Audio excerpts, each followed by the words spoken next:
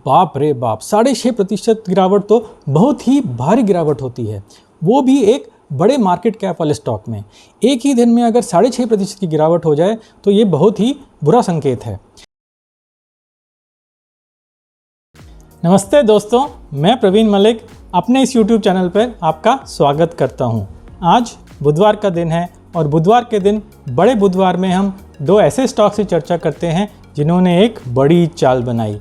एक ऐसा स्टॉक जिसने काफ़ी बढ़त देखी जो आज का टॉप गेनर रहा, और दूसरा ऐसा स्टॉक जिसने भारी गिरावट देखी जो आज का टॉप लूज़र रहा। तो चलिए बिना किसी देरी के, बिना किसी विलंब के लैपटॉप पर चलते हैं और देख लेते हैं आज के ये दो स्टॉक्स कौन से हैं।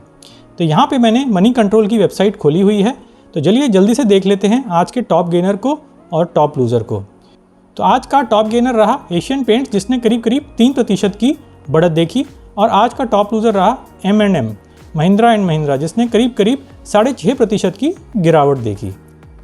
6.5%, बाप रे बाप, 6.5% गिरावट तो बहुत ही भारी गिरावट होती है, वो भी एक बड़े मार्केट कैप वाले स्टॉक में। एक ही दिन में अगर 6.5% की गिरावट हो जाए तो ये बहुत ही बुरा संकेत है। चलिए आगे देख लेंगे, हम M&M का विश्लेषण कर लेंगे और देख लेंगे कि इतनी भारी गिरावट के बाद हमको क्या करना चाहिए, इस स्टॉक में कैसे ट्रेड करना चाहिए, करना भी चाहिए कि नहीं करना चाहिए।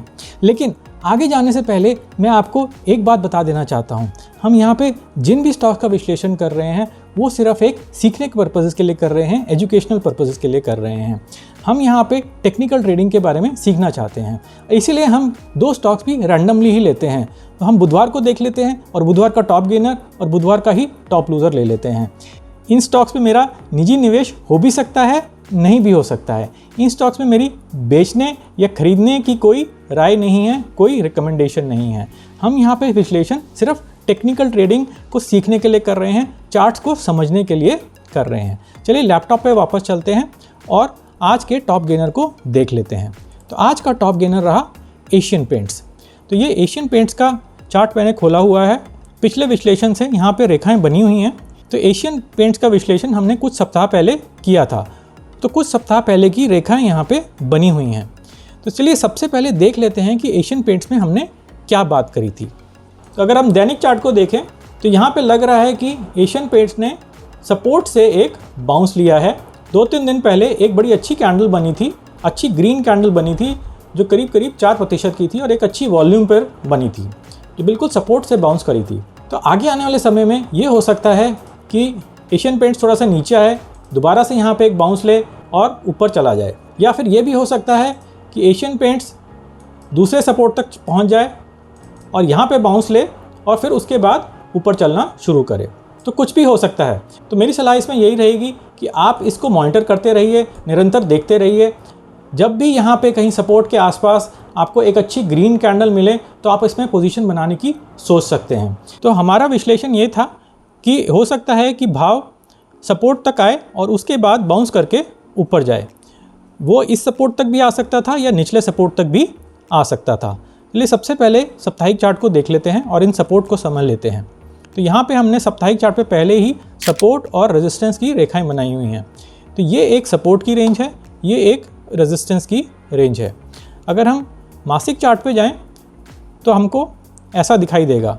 तो अगर हम मासिक चार्ट को देखें तो ऐसा प्रतीत हो रहा है कि स्टॉक एक अप ट्रेंड में था और उसके बाद एक कंसोलिडेशन में आ गया है, जो काफ़ी लंबी अवधि से ये कंसोलिडेशन चल रही है। करीब करीब 3 वर्ष से यह कंसोलिडेशन चल रही है। चलिए इस रेखा को डिलीट कर देते हैं और दैनिक चार्ट पे वापस चलते हैं। दैनिक चार्ट पे हमारा पिछला विश्लेषण ये था कि हो सकता है कि प्राइस सपोर्ट तक आए और बाउंस कर जाए, परंतु अभी तक ऐसा हुआ ही नहीं है। प्राइस सपोर्ट के ऊपर ही रह रहा है। तो यहाँ पे 4 जून को एक पिन बार बनी थी जिसका लो सपोर्ट के निकट था और उसके बाद एक ग्रीन कैंडल बनी। वो ग्रीन कैंडल इतनी अच्छी नहीं थी, वॉल्यूम तो अच्छी थी लेकिन इसमें अपर शैडो बहुत बड़ी थी। तो यहाँ पे कोई सिग्नल नहीं था कि हम खरीद सकें, और ये वैसे भी सपोर्ट से काफ़ी ऊपर था, तो ये खरीदने लायक नहीं था। आज एक अच्छी ग्रीन कैंडल बनी है, करीब करीब 3% की कैंडल है, मानव कैंडल है, वॉल्यूम बड़ी अच्छी है और अपर शैडो भी बहुत ही छोटी है। परंतु ये कैंडल एक बीच की रेजिस्टेंस के पास बनी है। तो चलिए यहाँ पे एक बीच की छोटी सी रेजिस्टेंस बना देते हैं और इसका रंग अलग कर देते हैं। इसका रंग हम हरा कर देते हैं ताकि फ़र्क पता लगे। तो ये बीच की रेजिस्टेंस के पास में है, तो यहाँ पे स्टॉक ने रेजिस्टेंस ली थी, फिर उसके बाद दोबारा स्टॉक ने यहाँ पे भी रेजिस्टेंस ली और अब भाव बिल्कुल ही रेजिस्टेंस के निकट है। तो चलिए इन दोनों चीज़ों को हटा देते हैं, इन दोनों आकृतियों को डिलीट कर देते हैं। तो यहाँ पर निवेश करना, एक स्विंग ट्रेडिंग की पोजीशन बनाना काफ़ी जोखिम भरा है, काफ़ी खतरे वाला है, क्योंकि भाव रेजिस्टेंस के काफ़ी निकट है। मेरा मानना ये है कि अभी हमको इस स्टॉक में इंतज़ार करना चाहिए। हो सकता है कि स्टॉक वापस सपोर्ट के पास आ जाए, अगर सपोर्ट के पास आ जाए तो अच्छा है, नहीं तो ये भी हो सकता है कि भाव थोड़ा सा ऊपर जाए, इसको ब्रेकआउट कर जाए और फिर नीचे आए और इस सपोर्ट की रेखा पे बाउंस ले और फिर थोड़ा सा ऊपर जाए। तो अगर ऐसा हो जाता है तो हम यहाँ पे भी निवेश कर सकते हैं, परंतु आज के समय, आज की डेट में इसमें निवेश नहीं करना चाहिए। तो आप बताइए, आपको क्या लगता है, आपका क्या विश्लेषण है? आपको क्या लगता है कि इस स्टॉक में एक स्विंग ट्रेडिंग की पोजीशन लेनी चाहिए या नहीं लेनी चाहिए? अगर लेनी चाहिए तो क्यों लेनी चाहिए? अगर नहीं लेनी चाहिए तो क्यों नहीं लेनी चाहिए? तो नीचे कमेंट करके अपना विश्लेषण बताइए। तो चलिए आगे जाने से पहले 4 सप्ताह पुराने 2 स्टॉक्स भी देख लेते हैं, उस दिन का टॉप गेनर और उस दिन का टॉप लूज़र। तो उस दिन का टॉप गेनर था कोल इंडिया और उस दिन का टॉप लूज़र था M&M, महिंद्रा एंड महिंद्रा, जो आज का भी टॉप लूज़र है। तो चलिए सबसे पहले कोल इंडिया के चार्ट को देख लेते हैं।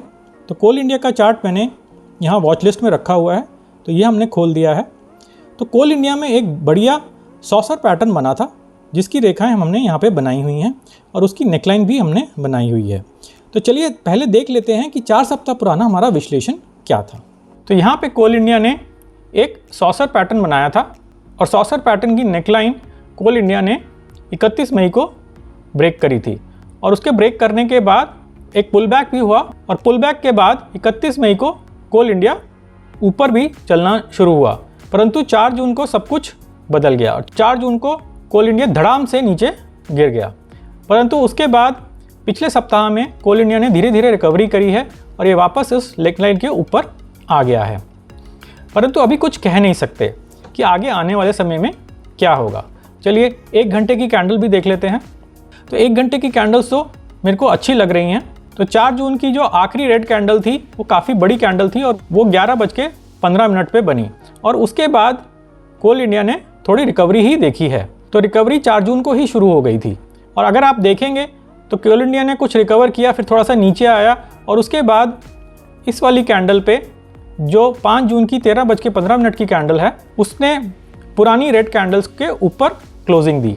तो इस कैंडल पे कोई एक शॉर्ट टर्म स्विंग ले सकता था, अगर कोई शॉर्ट टर्म स्विंग लेता तो उसको थोड़ा सा लाभ हो जाता, परंतु अभी कोई क्लैरिटी नहीं है कि इसमें एक अच्छा स्विंग ट्रेड लिया जा सकता है कि नहीं लिया जा सकता।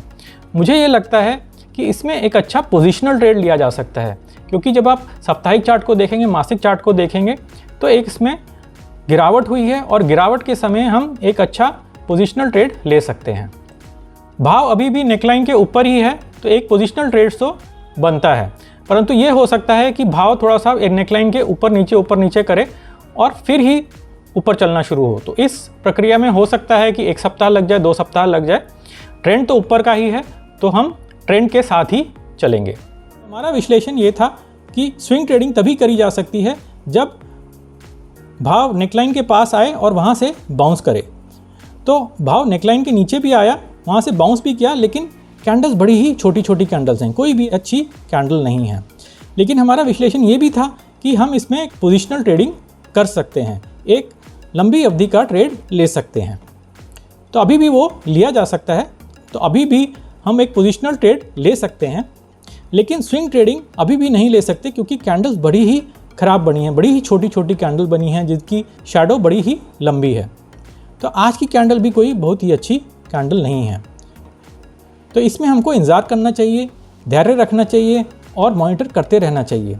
हो सकता है कि आगे आने वाले समय में ये स्टॉक अच्छा निकल जाए, परंतु अभी आज की डेट में इसमें कोई स्विंग ट्रेडिंग की पोजीशन नहीं बनानी चाहिए। तो अगर आप कोल इंडिया का पूरा विश्लेषण देखना चाहते हैं, साप्ताहिक चार्ट का विश्लेषण, मासिक चार्ट का विश्लेषण, तो उस वीडियो का लिंक मैंने ऊपर छोड़ दिया है, तो आप उसको क्लिक करके इसका पूरा विश्लेषण देख सकते हैं। और अगर आप स्विंग ट्रेडिंग को पूर्णतः समझना चाहते हैं, आप ये समझना चाहते हैं कि स्विंग ट्रेडिंग कैसे करी जाती है, पोजीशन कब लेनी चाहिए, कब नहीं लेनी चाहिए, स्टॉप लॉस क्या होता है, टारगेट क्या होता है, इसकी प्रक्रिया क्या रहती है, प्रोसेस क्या रहता है, तो उसके लिए मैंने एक ट्रेनिंग रिकॉर्ड करी हुई है।